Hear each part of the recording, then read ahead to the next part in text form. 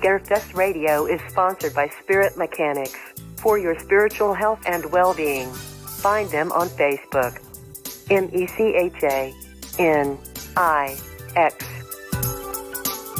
And by Coyote Chris Sutton, bringing light to the darkest places.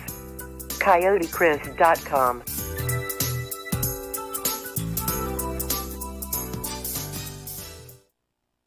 The opinions, viewpoints, and beliefs presented on this program do not necessarily reflect those of the management, the affiliates and broadcast partners, or the sponsors. Listener discretion is advised.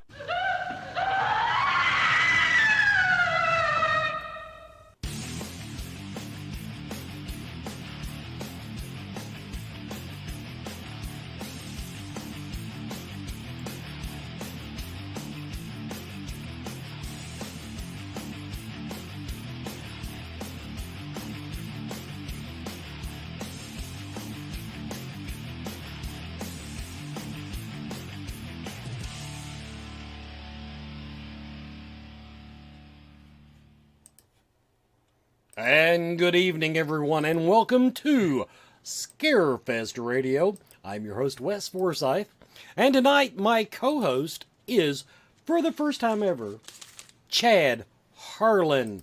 Welcome, Chad, to co-hosting Scarefest Radio. Good evening. It's an honor. Hey, you know. Everybody, tonight's original broadcast date is January 18th.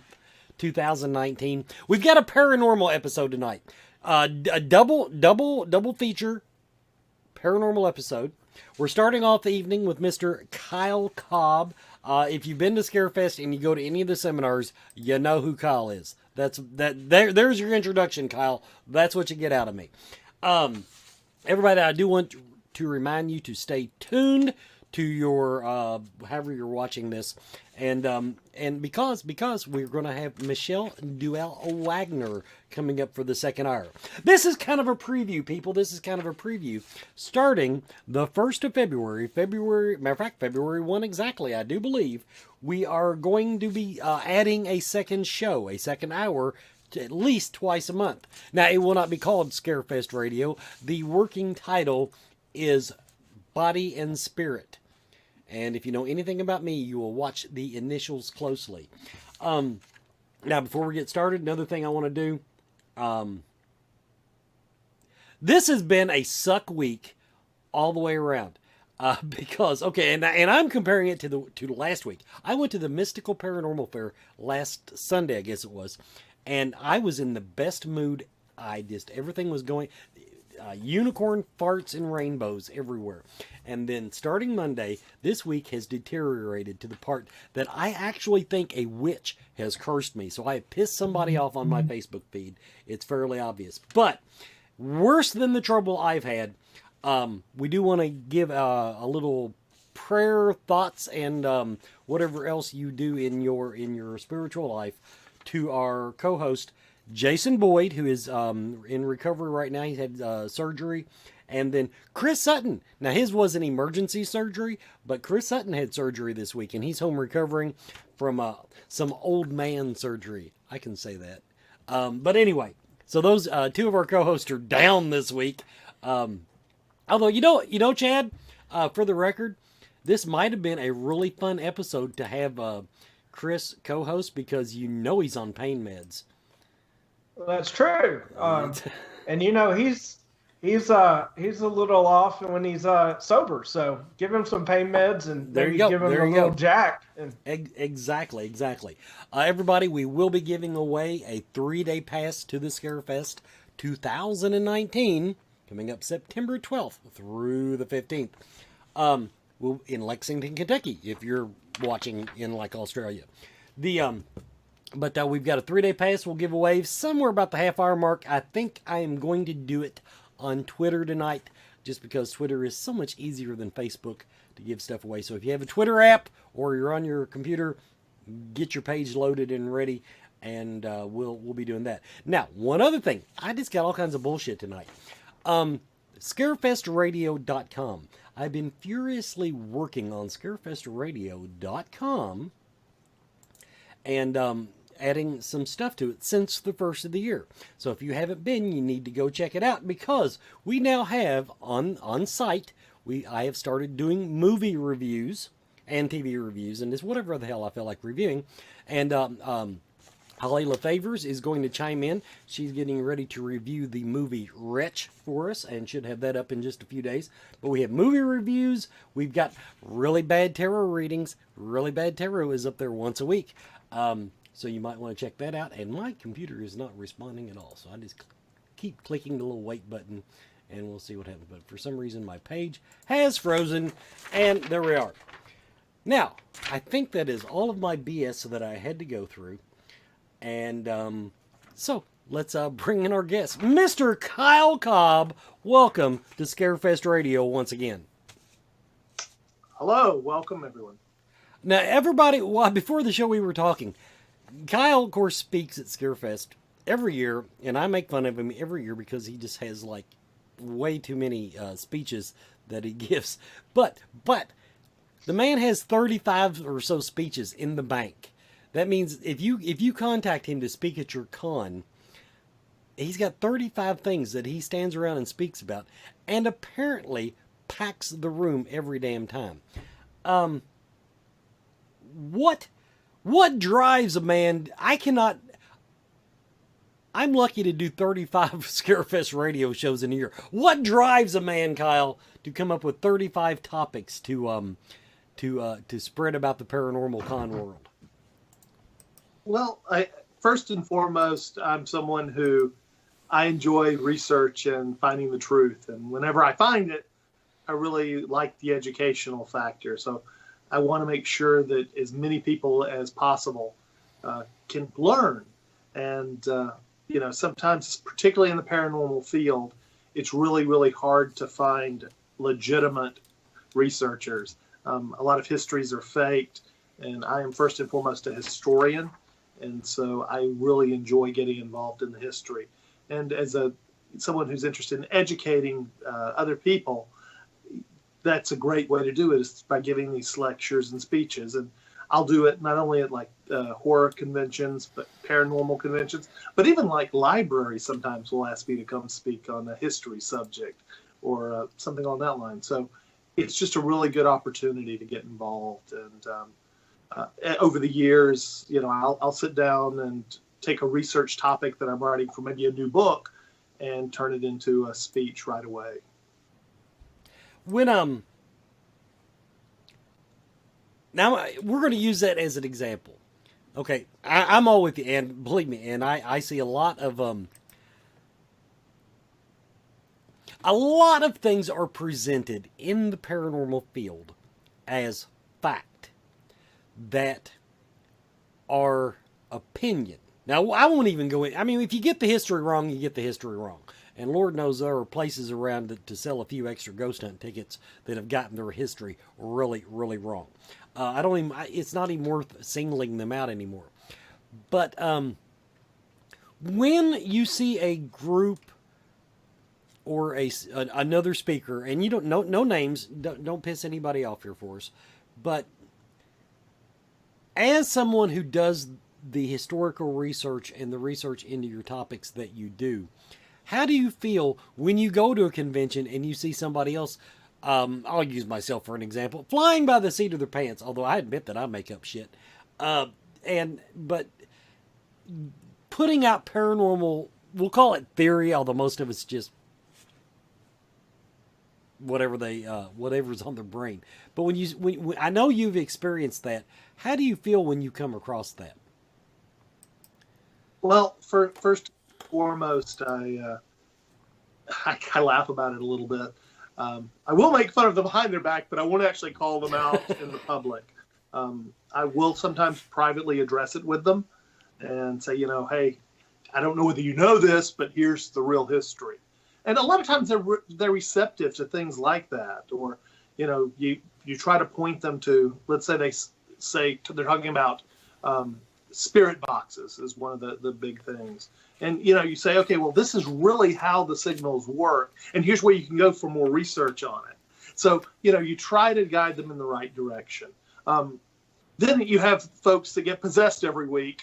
and there's nothing you can do about that. So again, you just kind of laugh that one off, and you just kind of do the best you can to spread what the truth is, and hopefully that message gets out. And inevitably, the folks that are the shysters kind of get filtered away. We'll come back to the people that get possessed every week, but I do wonder. I have come across in my travels maybe one, maybe two people that when I say, I put it this way, a lot of people say they're ghost box researchers, okay? That they love using that name. But then I say, how does the ghost box work? And I've had actually, I'm gonna stick my neck out and say two people. One in particular gave me an explanation that was both plausible, based on real things that I could understand. But so on the ghost box, final question on this topic: how many people have you encountered in your travels that actually seemed to understand what they were doing when they were using a ghost box? I think my count is about the same as yours. There's a couple of them, but even then, I was in radio for 18 years. And I also have a sciencey background. So as a result, I can sometimes filter out the BS in it. But I found about two of them that really, really know their stuff. And kind of like you. We probably talk about the same people, actually. Probably. Okay, Chad, over to you. Good evening, Kyle. I noticed recently that you spent some time on the USS North Carolina. How was that experience, and did you get any results? The opportunity to go on the North Carolina was an amazing gift. The Ghost Hunt Weekends crew was there, and they invited me as one of their special guests along with the Tennessee Wraith Chasers. And it was an amazing experience. I guess the coolest thing that happened to me personally happened actually before the actual investigation started. We were doing a walkthrough of the ship, and if you've never been on a battleship, even in the daylight with the lights on, it is this amazing maze. It's scary just in the daylight. But we're doing the walkthrough, and we go down into the engine room, which is the lowest portion that you can get to on board the ship. There's some lower levels, but there's not accessibility to the public. We're in the engine room, and then we hear a bosun whistle go off. Wow. And we couldn't explain that. Later on, we actually kept hearing someone walking below us, and that was pretty outstanding. And that was in the engine room. One of the other weird things that happened to me personally, two of them actually. We had gone to the front of the ship where a torpedo had hit in September 1943, and it blew 3 of the sailors out to sea and injured 57 others. And so we were at that point, and you can see where actually the hull of the ship has been replaced. It's the only not painted portion of the ship on the inside. And we were there, and if you've never been on a battleship, the beds are everywhere. Literally every single compartment on the ship has beds, and they fold up. And so, these have been here for a long time, so it's mostly only like the actual springs and the frames of the beds. While we were sitting in this portion of the ship, it sounded like there was someone moving his hands across the springs. And so you got that sound. One of the other things that was odd, all the ship, when the tourists are there, has audio patched through it. The entire audio system had been disabled by the night watchman, the gentleman. While we were in the mess hall, there's a voice that comes over the intercom that says, "Welcome aboard." And that was pretty cool. Absolutely. I missed, though, the most amazing thing that happened that night. It happened to one of our cohorts. One of the legends of the ship, from a haunting perspective, is that periodically, as people are going through it, they'll pass a blonde-haired sailor, a young sailor. 2 of the folks from Ghost Hunt Weekends were going down to the gift shop area, and as they were coming up to us, we were actually in the wardroom is where we got started. And as they were coming up to the wardroom, they passed the captain's quarters. And as they looked into the captain's quarters, there was a gentleman in a khaki uniform, a blonde-haired guy in the thing, and they didn't think anything of it. They thought he was just there as part of the operation of the tourist center. And it was after they passed by a few feet, they said, "Well, was that one of us?" And they backed up to look in, and there was no one there. And the office is completely sealed. There's actually no way to get in there anymore because it's set up as a memorial to the captains. So that was the cool experience. And I should also say that on board a battleship with lights out is utterly confusing and terrifying because you're constantly going up and down ladders. You're weaving in and out. I must have hit my head 5 or 6 times going down the ladders alone because you have to hold on to it with both hands, and that means you can't hold your flashlight except in your mouth. And so, but it was an amazing, phenomenal experience. That sounds incredible. Back over to you, Wes. Well, we will go ahead and take our first commercial break, everybody. You're watching Scarefest Radio.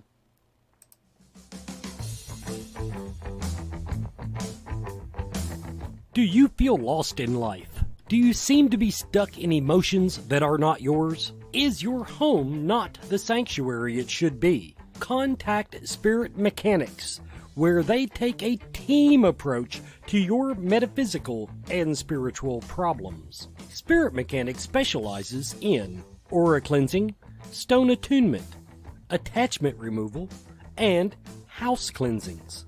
Spirit Mechanics tailors their approach to your individual spiritual path and needs. Find them every month at Lexington, Kentucky's Mystical Fair, mysticalfairlex.com, or on Facebook by searching Spirit Mechanics, that's MECHANIX. Spirit Mechanics, for your spiritual health and well-being.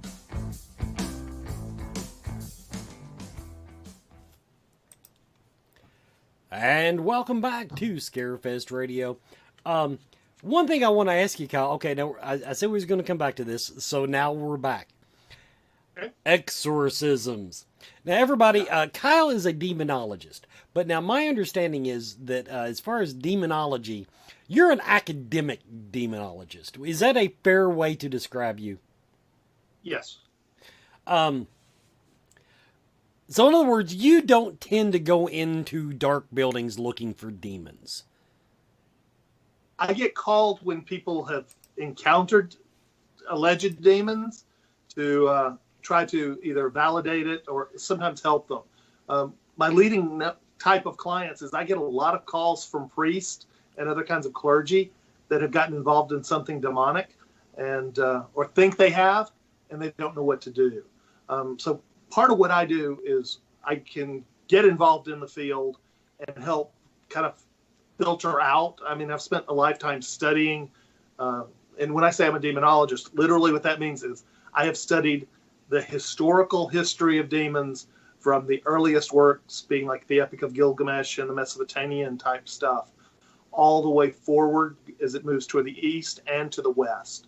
And so most demonologists they've taken an online course from a guy who made himself the bishop of his own church, and now they think that they're demonologists. In my case, I'm actually going through and reading the ancient Sumerian text or the Canaanite text and that kind of thing. So that's kind of the difference between me and a television demonologist or a fake demonologist. But I do get it called into the field. I get literally 200 different inquiries a month that are people that think, oh, I've got this kind of demonic, or not, I've got this other kind of demonic. And most of what I do is I do triage, determine whether it sounds legitimate, and then sometimes I'll outsource it to a local team in their area. And if that local team can confirm enough of the activity, I may go into the field to help them. But primarily, I'm an academic. I get calls from people and say, hey, this person's claiming to be possessed by this demon, and I'll go and I'll pull the research or do the research fresh to help identify or disprove more often than not that it's a demonic entity. I should add that probably maybe 1 out of every 200 calls may have some legitimacy. And that when they use that number, that's after you've screened out the 90%. So real demonic cases are very, very rare, and a lot of what I do is disprove them as being demonic. Yeah, I was just reading some Sumerian text the other day, and came Sumerian text. Jeez, I'm lucky to read the newspaper. The cool thing about that is, so as a demonologist, one of the things I had stumbled across early in my career was that all modern exorcisms are derived from a Sumerian exorcism. The same basic ritual has become the Catholic ritual, has become the Tibetan ritual, with certain overlays and changes. So I was actually reading a Sumerian tomb text a few years ago, and as I'm reading it, I'm like, wait a minute, this is familiar. And I actually found the real copy of this Sumerian exorcism that I'd heard about for years. And that's like, from a researcher perspective, I was like, wow, it's amazing. Anyway. Totally over my head.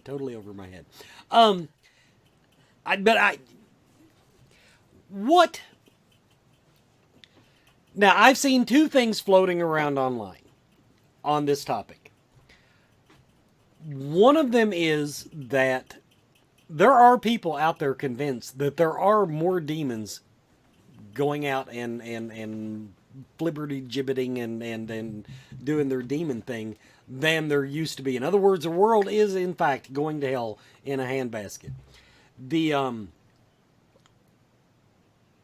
other side of the argument is that, no, it's because everybody on TV is walking into dark buildings and saying, oh my God, it's a demon. Do you have an observation on that? What is your opinion? I don't think the real activity is any different than it's always been. Television and movies and pop culture have made demons sexy. Every week Supernatural has demons, and inevitably whoever the demon of the week is, I get calls. Hey, I'm being possessed by this demon or this demon. It's just kind of a insanity that happens culturally. The other thing to think about is whenever societies go through stress points, they tend to turn to more fringe ideas, or their lives are already out of control, so supernatural type influences can kick in. The great examples are, like, you look at the Black Plague and how many things are reported seemingly paranormal during that time period. So I think those are the two pressures that are kind of hitting society right now. There's kind of a sense for a lot of people that the world itself is worse off now than it used to be. There's a lot more economic pressures. There's a lot more racial tensions. There's a lot of factors that are kind of making society itself kind of like the fall of the Roman Empire. It's kind of going through a transition in a lot of people's minds. And I think that, plus the pop cultural shift to where demons are the thing, has created that. I think by the same token, paranormal in general is cyclical. Every time there's a really cool movie or book, paranormal gets really, really big, and then it over time dies off, and only the hardcore, the real people who are interested in it stick with the field. And as part of that transition, you usually go from apparitions to something more extreme to keep the listeners, the viewers, the readers tuned in before it kind of gets to where it drops off again. So I think we're in a cycle, and I think for us, the demonic idea is probably crested or pretty close to it, and we'll go to something else before paranormal drops significantly. Okay, I'm going to flip it back over to you, Chad. I know you've got a book out on the Bell Witch. As you were researching that, did you have trouble discerning the myth and legend from fact? Oh no, that's actually my forte. I love it. Part of what I start out doing, like in the Bell Witch's case, start out by reading the very first book, one by Martin Van Buren Ingram, and so you take that book and then you start dissecting it. You look for things that seem anomalous, one of the things I actually did to get myself started, first of all, no one should ever buy the original Bell Witch book on Amazon. You can get it for free on the internet because it's public domain. So I took a public domain copy of the Bell Witch, which was a text file, and I wrote a quick program to then take the words, and it went through, and I pulled up the word history of every single word in the Bell Witch. For those who haven't read the original Bell Witch book, the Bell Witch is told in 3 parts. The first part is the story of the Bell Witch, which takes place in the early 1800s. The middle part is a double secret diary, supposedly written by one of the Bell children. And it basically says, well, if you don't believe the first part of the book, where I tell you the Bell Witch story, here's another version of it being told by one of their children. And then the third part of the book are letters written to supposedly Mr. Ingram, verifying all of the Bell Witch stories, but they're by people who were all dead by the time the book was published. So you couldn't possibly refute it or talk to them to validate it. So I took all the words that are in the Bell Witch in those 3 different sections. And one of the things is the diary that was written in 1846. I found words in it and phrases that didn't exist in 1846 in the English language. They had come into favor by the 1890s. So that's how I started. Start by going and tearing things apart, trying to break them down into the simplest, straight up or down. Is this possible? One of the things Andrew Jackson has mentioned in the 3rd section of the book. Well, Andrew Jackson was a famous general long before he was a president. Yeah. Every movement during the entire Bell Witch period of Andrew Jackson is well documented.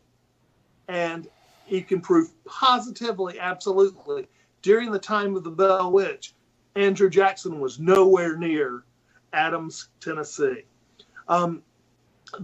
So you start beginning to build a case to understand what's going on. One of the things that are claimed in the Bell Witch book is that after the Bell Witch things had occurred, Betsy had a write-up in the Saturday Evening Post.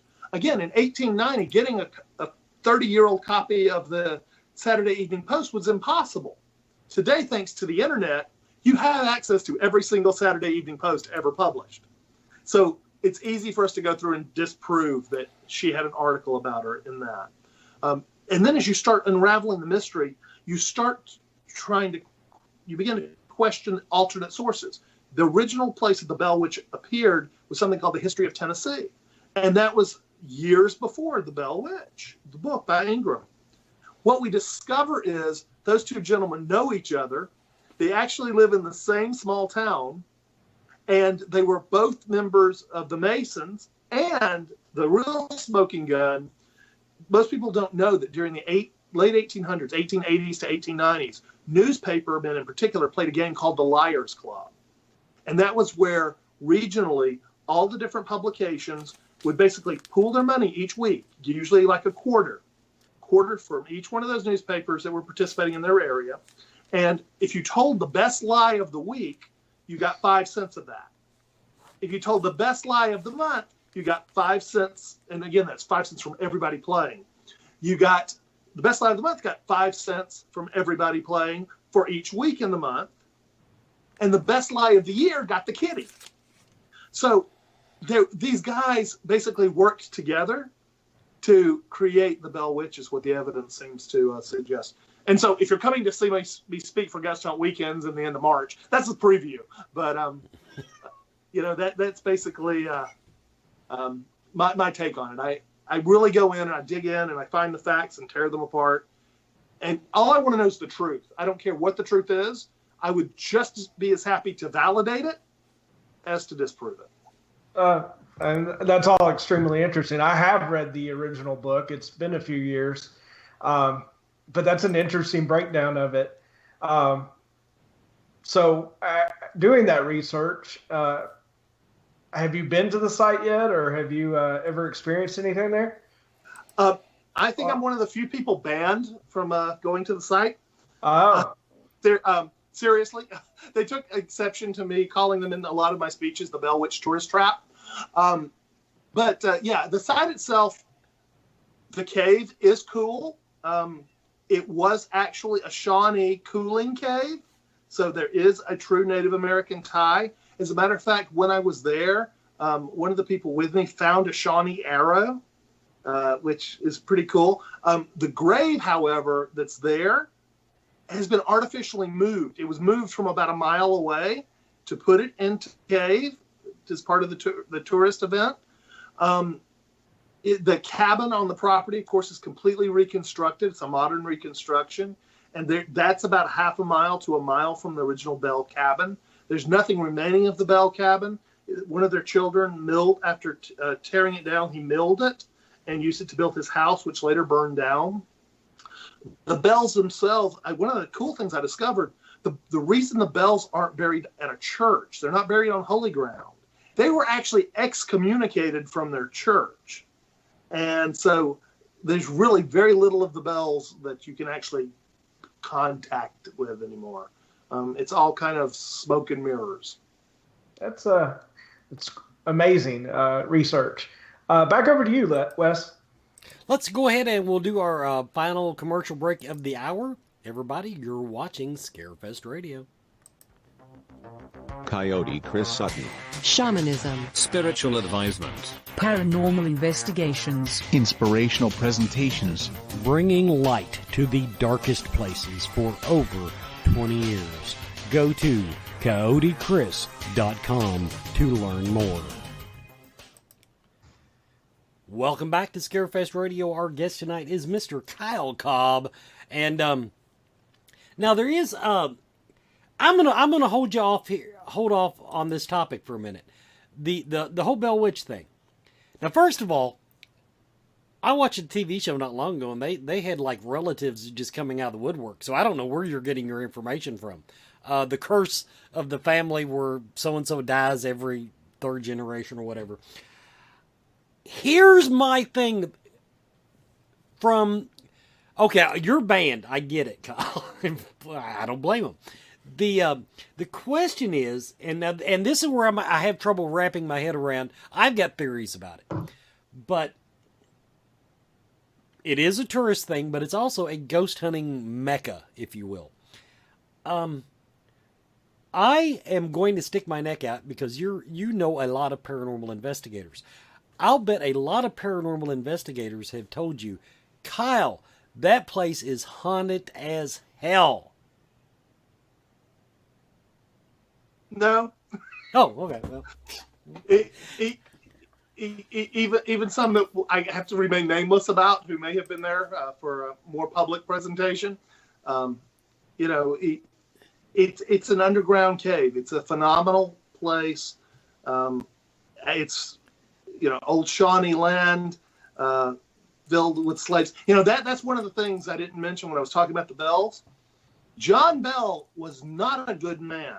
He actually, even though the book doesn't tell you this, when you dig into him, the reason the Bells came to Tennessee was John Bell's family were rich plantation owners back in the Carolinas. John Bell killed a man, and in order to keep him from hanging, he had to flee. And at that point, they were giving the land grants in Tennessee. But what John Bell's business is kind of gets glossed over. He was a slave trader. He literally took slaves with him to Tennessee to then either sell and or rent. And he was actually excommunicated from the church over an issue with selling a slave. So, these aren't the good people that they're represented to be. When you dig in, a lot of the characters that are part of the Bell Witch story are radically different in real life than the way they're portrayed in the book. Well, I'm going to kind of rephrase the question then, and maybe I'm just full of it. Here's the thing. Now, I watched some of that show. I don't remember what the name. The Curse of the Bell Witch. That was the name of the show, I believe. A couple of the people that went in to help with this curse were psychics that I have had great experience with. Now, first of all, I am the first person to tell you I think psychics are wrong as often as they're right. But in particular, two come to mind that I've seen be really right on the money enough that I give them some credence.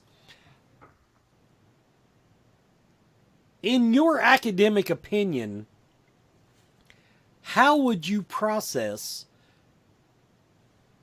the stories that the psychics bring out of the place? I know one nice young lady went there, and she just came up with all kinds of history of the place that, of course, the family glommed onto. And I hate to call bullshit on her, because I have seen her when she's on her game and when she's right. In particular, another one, a shaman. It wasn't Cody Chris Sutton, if anybody's wondering. But during the series, a shaman, and I've experienced this guy. And with him, I don't have the experience to say, yeah, he's right this much. But the fact that he got anything. Do you think it is just people buying into the hype and letting themselves overwrite what is true? Or do you have an opinion on that aspect of the story? I think sometimes stories take a life of their own. So often in the paranormal field, the truth doesn't really matter as much as one's feelings or opinions. And I think that's part of what happens. And, you know, there are a few psychics that I have given some credibility to, or I believe a little bit, but there are more that I have little faith in. And so, you know, as far as psychics and their stories, usually what I have found is many times the psychic version of the story, later on you can disprove at least some of the historical side of things when they start revealing all this history. You know, history's fluid though, so you can't completely say, no, they're absolutely, this person that they're talking about didn't exist. You can say that in some cases, more than likely, that event did not occur. And that unfortunately happens with every well-known site. And the other thing to think about is, particularly in cases with things like the Bell Witch, where there's been tons of television shows and movies and things like that, is part of pop culture now.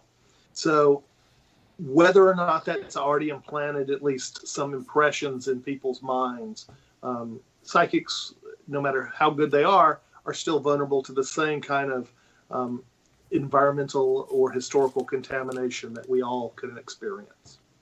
Okay, we're going to kick it over to Chad, but before I do, we're going to do our ticket giveaway. So you'll have the rest of the show, somebody, to win a 3-day pass to the Scarefest. On Twitter, tag @the Scarefest, but this time I'm actually going to give you a tag. You don't have to hashtag it, though. I want someone to tag @the Scarefest with the words "Double Secret Diary." Double Secret Diary. I liked that phrasing. Double Secret Diary. Tag @the Scarefest on Twitter with Double Secret Diary. Chad, over to you. I'm interested from a academic and researcher standpoint.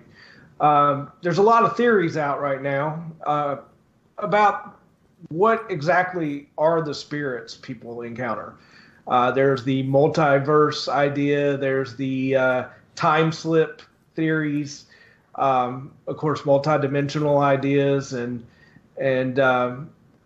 disembodied spirit ideas. There's all kinds of different ideas out there, and I'm just kind of wondering what you subscribe to and what you think of the different theories. Well, actually, the first, it's fascinating that you actually brought up the first two, because I actually gravitate towards that. In physics, there's something called M theory. And a long time ago, it was started out, they were trying to reconcile macro and micro physics. And as they did that, they discovered that the mathematics didn't work. Well, I think it's 1996. I'm bad with dates sometimes. 1996, I believe, there was a theory proposed called the M theory. And that is one that proposes the idea that in order to make the math work, you have to have 11 dimensions. And if you do the math in 11 dimensions, that actually requires that there be parallel universes. And those universes, if you think of them as a dot on a piece of paper, the rest of the paper is filled with millions and millions of other dots that may or may not be similar to our own. And then you take that paper and think of it as being on a ream of paper. So we're on one sheet of paper with ream of universes. So there's all these, according to physics anyway, there are all these parallel universes, and they're basically bouncing around kind of like flags fluttering together. And I personally seem to find some credibility in the idea that maybe what we are experiencing for a lot of the paranormal is where our universes are coming really close and kind of touching each other, like two balloons being pushed together. That also, when we talk about time slippage, that actually can play into it, because if the idea is you have parallel universes, there's nothing to require them to be on the same timeline. So, if you're encountering a ghost during the Civil War or a Civil War era apparition, so to speak, maybe that's actually not someone dead. Maybe it's someone fighting the Civil War in their timeline. So I think science improves. I think we'll get to a better merger between paranormal and science. And, that doesn't discount the idea that they're dead people and spirits, but it's a stronger, in my opinion, more likely possibility, I think. I like to read about all the different theories and study them, and I agree. I think that's the most interesting theory out there. The thing I wonder too is how you relate that to near-death experiences, or if you have any thoughts on that. Well, near-death experiences, when you actually break it down, many times the way the mind works isn't the way we think it works. And, I personally had the opportunity to code on the table, but no major near-death experiences. I was able to tell them what happened in the I was in ER. I was able to tell them what happened in the ER during the time I wasn't around. But, I think a lot of it has to do with the fact that your brain is still functioning for a long period of time after you actually have mostly died. And as a result of that, the way we access memories and the way we access thoughts, I think maybe the near-death experiences may simply be nothing more than, as our brain starts to go through some shutdown procedures, we're starting to experience phenomena. And then when we're revived, we still have those memories, but they're false memories based on basically the brain going through that cycle. Have you seen any of the research by the doctor that's been studying that right now and kind of leaning towards believing in it? He's written a couple books. Well, I'm not sure which one in particular. Yeah. There's dozens, but I think that any research is good because it is something we don't know about. And the problem is, it obviously from a scientific perspective, you have a problem with repeatability and getting really good concrete evidence. But it's still something that is worthy of research because we don't know. They describe death as the undiscovered country. And it's the more we know about the better our lives can potentially be. Great. Back over to you, Wes. Okay, we do have a winner. We do have a winner for the 3-day pass. And I want to tell you, thank you, everyone, for playing the home version. We had several people try. But I'm going to give it to Dusty Thornsberg. He got it by like 10 seconds. Dusty Thornsberg, on the Twitter app, you did win by about 10, 13 seconds, somewhere in that neighborhood. So I'll be getting, I think I've got his email, but I'll double check it and email that to you. First of all, I'm just calling bullshit, Kyle. Ghosts are dead people. Suck it up, buddy. I watched a TV show, and I did a review for it on scarefestradio.com. I watched a little bit of it. There's a show out now called it's called White Space, and I don't even know what the name of the show means. I haven't got that far into it. I'm sure it has some deep meaning because they don't spell white; they spell like somebody's last name. That being said, the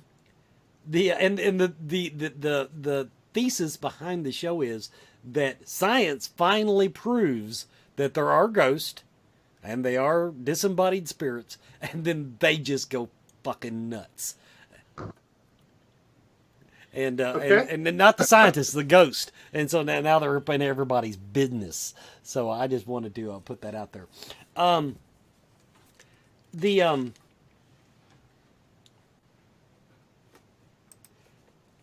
moving on to some of your other topics you discussed. Well, it's still related. Now, didn't you do one on the Ouija board demon, the Zozo, I think it is?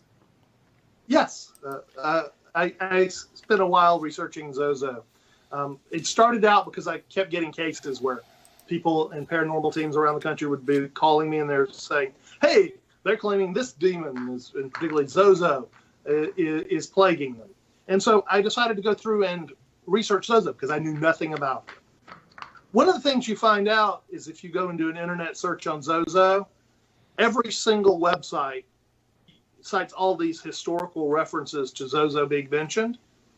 But when you actually go through and you pull the actual source that they cite, you discover that they're completely wrong.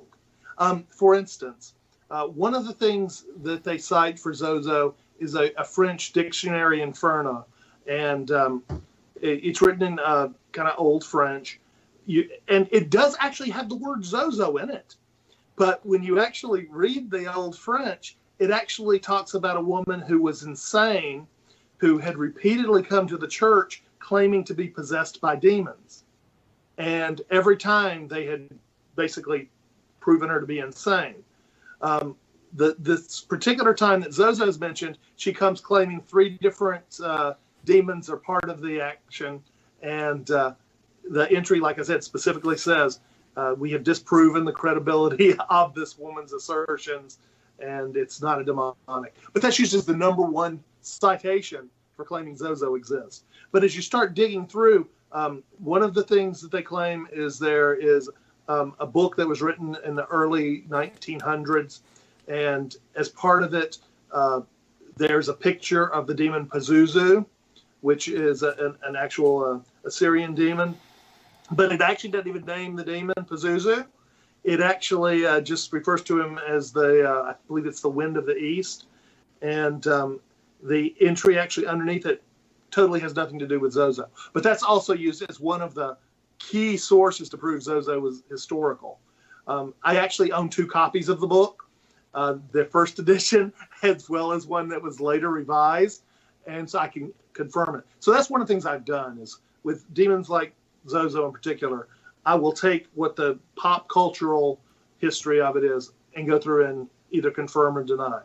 The interesting thing about Zozo is the actual next time you hear something about Zozo, that's actually a character in a really popular 1880s, 1890s series of plays. It's based on the Arabian Nights.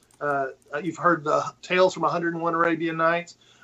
There's a story in there about some princes competing for a prize, and the prize is actually marrying their sister, which is kind of strange. But anyway, they're competing for a prize, and one of them goes to a fairy realm and meets the fairy queen Zozo. So all of those type things, you take that culturally together, and you have this kind of thing floating out there. Then if you look at a Ouija board, it's actually really logical for if you're going back and forth moving the planchette on the Ouija board to hit Z and O frequently. That's not a big deal. One of the ways we catch fakers, though, is we'll do a blindfold test. You put a blindfold on the people claiming to be able to communicate with Zozo. While they're blindfolded, you actually rotate the board, either 90 degrees or 180 degrees. And inevitably, it no longer is talking to Zozo. So, there's very little credibility to it. But it makes for a great story, and it adds to the kind of the mystery around Ouija boards. But you have to remember, for a long time, Ouija boards weren't considered anything super creepy. They were considered kind of a parlor game. And they've been captured by a few different movies along the way that helped make them something different. Harry Houdini was of the escape artist fame was also a famous debunker, and he spent a lot of time with the whole Ouija boards and eventually decided that they led to insanity. But anyway, that's my long answer to your short question on Zozo. Parlor game from hell. Anyway, Now, incidentally, I'll be glad to explain to you why if you blind somebody. What if the demon has to see through the person's eyes to work the plan? You're assuming the demon's standing on the other side of the room. No, that's why I don't use Ouija boards. Nobody gets into this beautiful personage that is me. I can't honestly say on the Ouija board thing, I do get a lot of calls from people that all start with, well, I was playing with a Ouija board and... I am no fan of the Ouija board. Believe me. I do think it's overhyped. I think it can be done safely in a parlor game or whatever. But at the same time, there's that little, if you're going to open yourself up to things. Now, on a related topic, we've talked about Zozo. We've talked about how demons are coming out of the woodwork. So you really attribute this to pretty much mass hysteria, or at least word of mouth going out of control. The way I want to frame this is the movie that no true horror fan really seemed to like, Bird Box or Birdcage. Bird Box. It was Bird Box.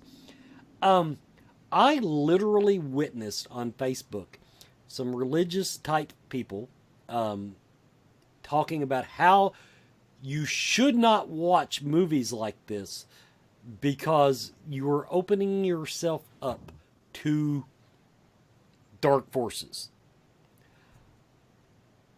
In your experience as a demonologist, do you feel that will you give that theory any credence, or I guess I'm going to ask you to look at the cases that you've decided there is something going on. That 1 out of 200 or whatever the number was you threw out. What do you normally find brings that dark energy into where it can take over and destroy a person's life? Well, for the most part, demonic entities tend to actually prey on people who already have their lives basically destroyed. Mentally ill, physically ill, drug users, a lot of what we would consider people already in distress. And true possession, or I should say true involuntary possession, is super, super rare. So I think for the most part, I don't look at the demons as literally sitting around and plotting, hey, how can I ruin Wes's life today? I think it's more... Stand in line. I think it's more a factor of, if you think about motivations, all creatures, no matter what level, their primary motivation is to exist, to reproduce, exist, and do whatever it takes to continue. I don't think a demon is any different, a true demonic entity. They have better things to do than plot how to waste someone's life. When I get called into cases that seem to really be demonic, it's not one of those things where it's generally hanging around for pleasure. It's hanging around because there's some other factor involved. And just like with any intelligent entity, it's got motivations, and usually screwing with someone's life is kind of far down the scale. But the reason I find that they seem to go after the mentally infirm, the physically infirm, is those are just easy targets. If you think of a demon as like a mosquito tends, when it bites you, the more you swat at it, the more likely it is to go away. And a demon's kind of the same way. If you don't know it's there, if it's not causing enough chaos to be detected, it can stay and feed as long as it needs to. It's when it tries to get outside that area, it becomes more of a nuisance, and you swat at the fly. So you heard it here, everybody. If you're possessed, swat the demon. SWAT the demon. That would have been a really good hashtag, but it's too late now. Okay, everybody, we've come to the end of the show. Stick around. We're going to kill the feed, then we're going to bring it right back. Chad and I will be back with our next guest, Michelle Wagner. But this has been Scarefest Radio. Kyle, real quick, When's the next chance or two that people would have if they want to see and hear you in person? We're doing the Ghost Hunt Weekends is doing the Thomas House throughout March. They're doing with also the Tennessee Wraith Chasers. The 8th and 9th they're doing with Krista Scruggs, who is a relative of the Bells, as well as the Tennessee Wraith Chasers. And the 29th and 30th, I'm going to be there doing a lecture on the truth behind the Bell Witch. And the cool thing about the Thomas House is it's super haunted anyway. And so you get to hear the speech, you get to ghost hunt with all of us, and then you spend the night in the haunted hotel. I've done 43 nights at the place, and I can tell you that's the most phenomenal place to go visit. Yeah, but see, if it's just a damn time slip or parallel universe, you sucked all the fun out of it, Kyle. You sucked all the fun out of it. Everybody, this has been Scarefest Radio. We'll be back in about 5 minutes. Stick around.